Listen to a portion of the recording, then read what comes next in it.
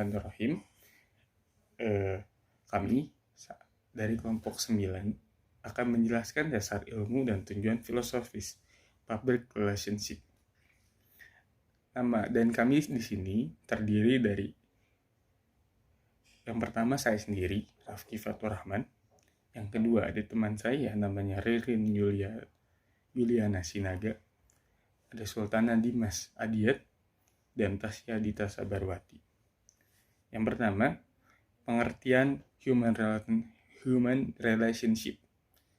Human relation merupakan salah satu fungsi manajemen yang bertujuan untuk mengembangkan hubungan baik antara lembaga atau organisasi dengan publiknya. Mengevaluasi perilaku publik dan membuat perencanaan kebijakan-kebijakan menggunakan komunikasi yang jelas agar publik dapat memahami dan menerima rencana atau program yang sudah dibuat. Oke, lanjut kepada teman saya selanjutnya. Terima kasih. Saya Ririn Yuliana Sinaga akan melanjutkan penjelasan dari Saudara Rafki. Sejarah Public Relation. Public Relation mulai dipraktikkan pada akhir abad ke-19 dan pada awal abad ke-20. Praktisi Public Relation disebut sebagai publicist. Publicist paling terkenal bernama Phineas T. Barnum pada tahun 1810 sampai tahun 1891. Ia dikenal sebagai pemilik sirkus yang keji pada abad ke-19 karena sering menggunakan cara sadis dalam mempromosikan pertunjukan sirkusnya. Menurut Butteridge tahun 2013, bidang public relation memiliki dua orang figur yang telah memberikan kontribusi dalam hal teori maupun praktek. Kedua sosok tersebut adalah E.V. Leadbeater pada tahun 1877 sampai tahun 1934 dan Edward Bernays pada tahun 1891 sampai dengan tahun 1995. Yang selanjutnya adalah tujuan public relation.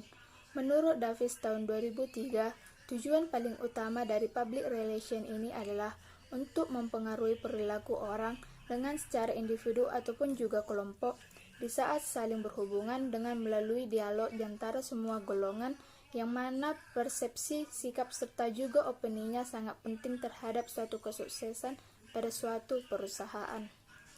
Yang selanjutnya adalah peranan public relation.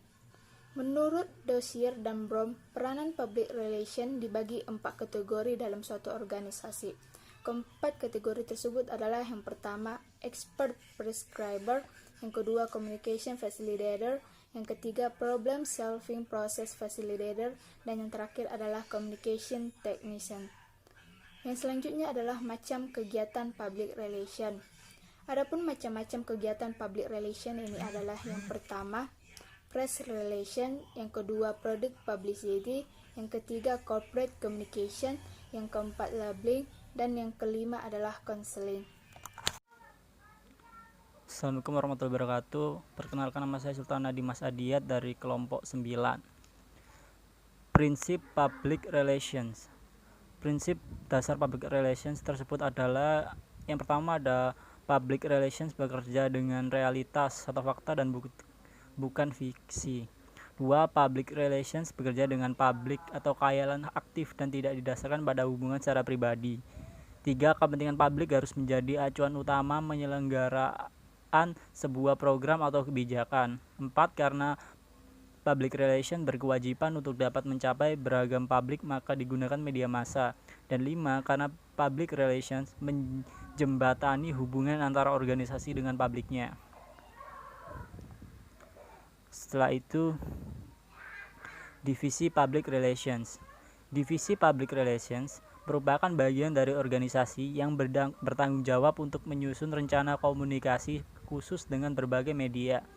Public relations ini dapat dibagi dalam 4 kategori divisi yang terdiri dari yang pertama ada penasihat ahli, kedua fasilitator komunikasi, 3 fasilitator proses pemecahan masalah, dan 4 teknisi komunikasi.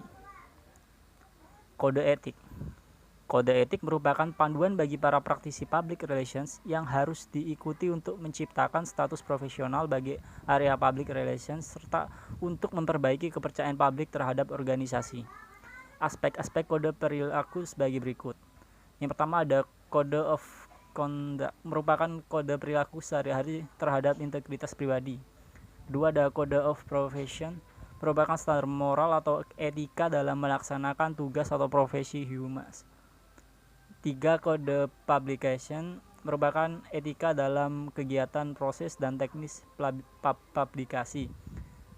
Dan 4. Code of Enterprise, menyangkut aspek hukum perizinan dan usaha. Assalamualaikum warahmatullahi wabarakatuh. Perkenalkan, nama saya Tasya Dita Sabarwati, presensi 32. Tugas Humas Pendidikan. Hubungan masyarakat pada lembaga pendidikan memiliki peran yang cukup vital dalam rangka membangun mutu lembaga pendidikan. Adapun tugas dan kewajiban utama hubungan masyarakat pada lembaga pendidikan adalah: yang pertama, menyampaikan pesan, informasi dari lembaga pendidikan. Yang kedua, melakukan studi dan analisis. Yang ketiga, menyampaikan fakta-fakta dan pendapat kepada para pelaksana tugas. Jenis-jenis dan teknik public relation. Yang pertama, jenis-jenis public relation. 1. Hubungan media. 2. Hubungan investor. 3. Hubungan pemerintah. 4. Hubungan masyarakat. 5. Hubungan internal. 6. Hubungan pelanggan. Yang terakhir, komunikasi pemasaran. Sedangkan teknik-teknik public relation yaitu: yang pertama, kehadiran di acara publik. Yang kedua, press release. Yang ketiga, newsletter. Yang keempat, blogging. Dan yang kelima, media sosial marketing. Yang terakhir, faktor pendukung human relation. Menurut Bonner dalam Suenarko 1997, ada 4 macam faktor yang mempengaruhi humas, yaitu: yang pertama, perkembangan demokrasi dan pers. Yang kedua, kemajuan teknik. Yang ketiga, perkembangan serikat buruh. Dan yang keempat, kekuatan-kekuatan sosial lainnya yang timbul di masyarakat.